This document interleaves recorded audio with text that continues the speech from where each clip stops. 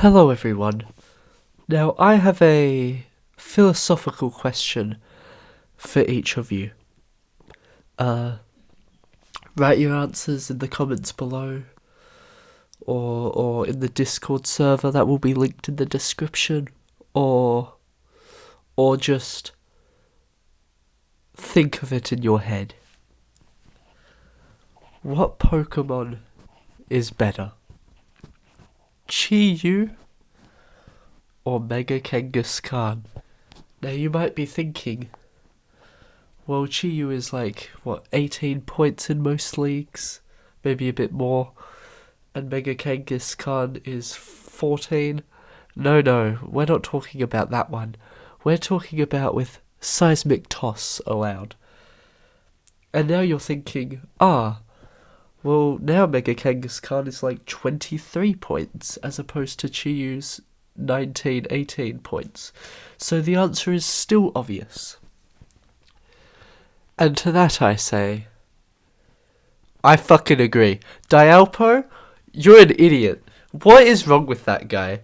I swear to... I'm sorry if you're a religious individual, but I swear to you, whatever god you believe in, Dialpo is... He's lost his mind. He's crazy. Yep, that's the intro for this one. That's the intro.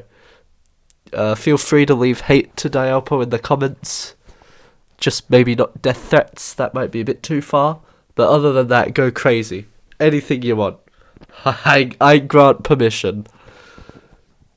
Alright, let's get into the teams, shall we? GBC, week 4, you know how it is. We're currently 3-0. Probably should be 2-0. We got a bit of a scare last week as well, but we fought back. So we start off with the Moltres. Once again, the poster boy. He's here every week. And for the 4th week in a row, despite having a total of 7 fucking moves, we're running a different set. Same concept of moves, but different EVs, and it really changes the Moltres this week because we aren't offensive. That's right. Max HP, pretty much half special defense with an assault vest. You might be thinking, what in the fuck is that for? What are you doing with that kind of a Moltres? Well, I'll tell you what that's for. Because, once again, we're versing a flying type with no flying resist. And every week I'm like, maybe I should get some flying resist. Trade out Ferrocene, Tatsugiri, and pick up a good steel type or something, I don't know. And every single week I'm like, yeah, well, there's no week I could be versing a good flying type next week. And then I'm putting the matchup into the prep doc, and, there's fucking Swellow. Arguably the best flying type in the whole league. Jesus Christ. It's not good. So, after last week, where Articuno just dealt with Aromatisse, even though Aromatisse was prepped for it, and week 2 with that goddamn Masquerain, I decided Moltres has 125 base Spadef. If you don't know that, its special defense is higher than its special attack and speed. Not combined. But it's good, right? It's really good. So I'm thinking, we'll just run Spadef to deal with Choice Spec Swellow. Yes, Swellow could run Guts. If that does happen, fuck. But if it specs, this thing will switch into Boom Bursts. Force Swellow out, I can click U-turn.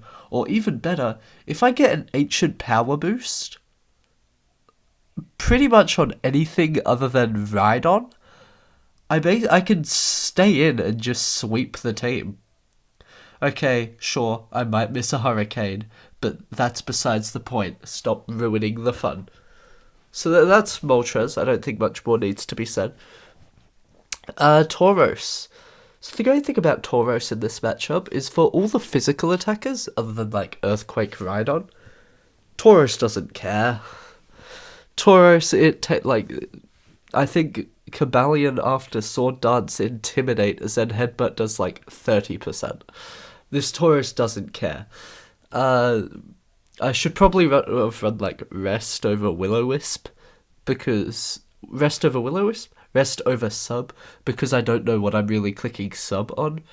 I guess I could switch it on low kick's first impression, and if it's banded, I get a free sub.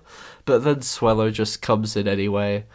Well, actually, hard switching Swellow is a bit ridiculous, but slow pivot or whatever it is to get into Swellow, then it just boom bursts through sub anyways. So I don't.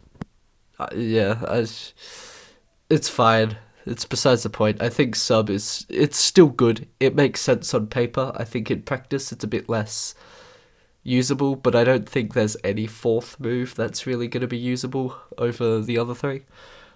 Raging Bull and Body Press hit every single thing here except for Lampent. Maybe I could have run Earthquake instead of sub to just finish off the job. But genuinely, if KingSquirt shows up to this battle with Lampent, fucking kudos, because you're crazy. But yeah, there's the fully defensive Tauros to deal with Cobalion, low kicks, Revavroom. That's basically the only physical tank I need at that point. I guess Rhydon is a bit difficult, but it's fine. We live. Babarrel, he's back. He's back, he wants kills. We're once again running the double priority with Water Terror.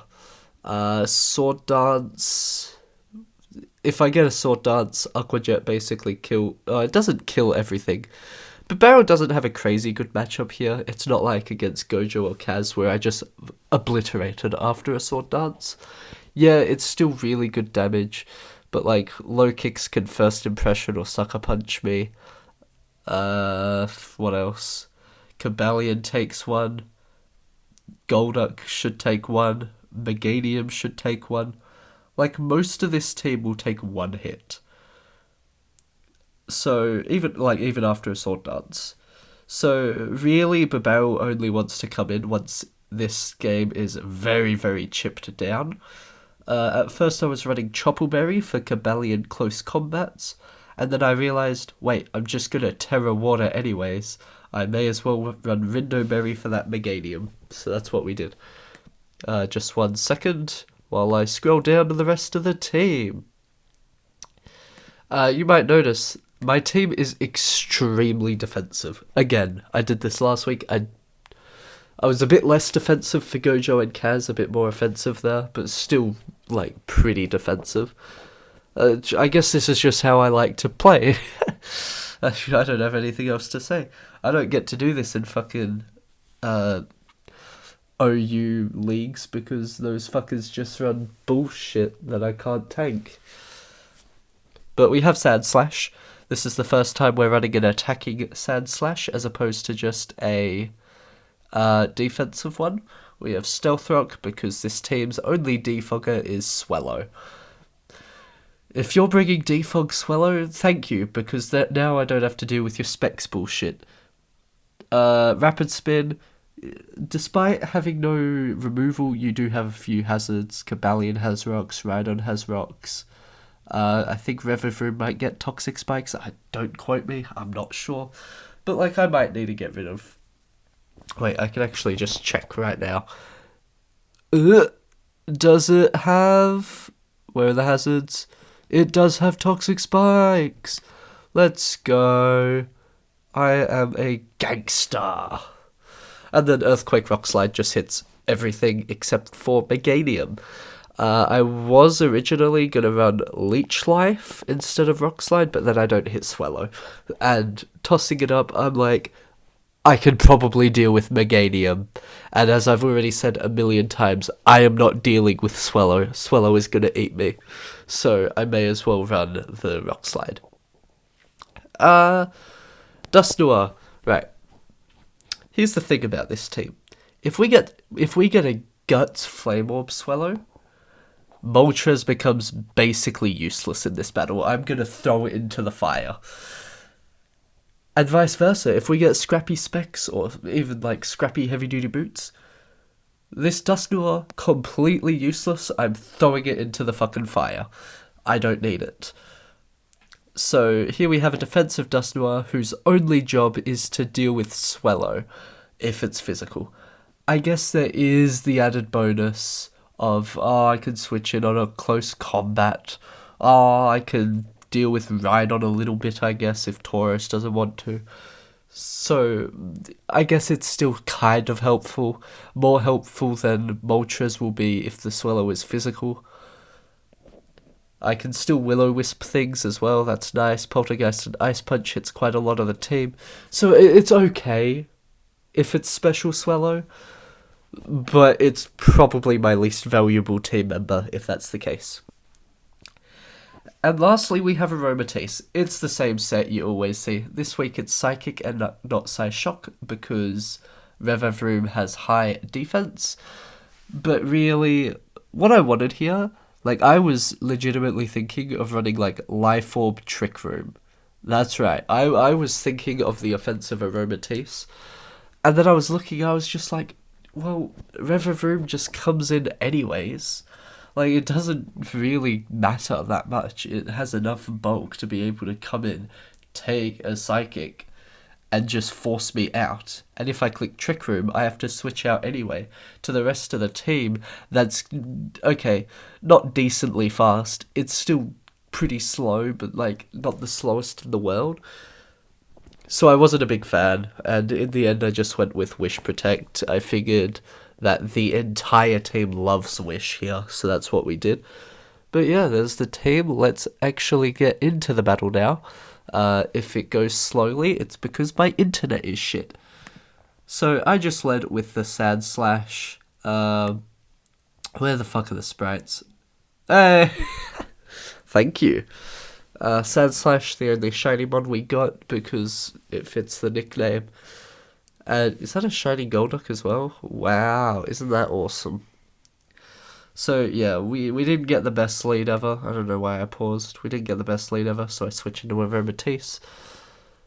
I guess this is like the one thing Aromatisse does. It's for Golduck, I guess. It yawns. I Psychic on Revavroom. Switch in. Like, I'm not even clicking Moonblast in this battle. I don't give a shit. So it yawned me. And there I was like, do I stay in and, like, hit it again?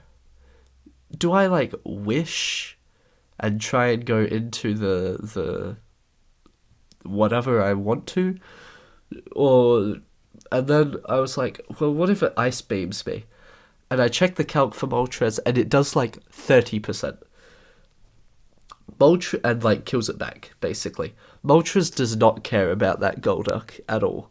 So I just went hard into Moltres, and happened to get the perfect Swellow.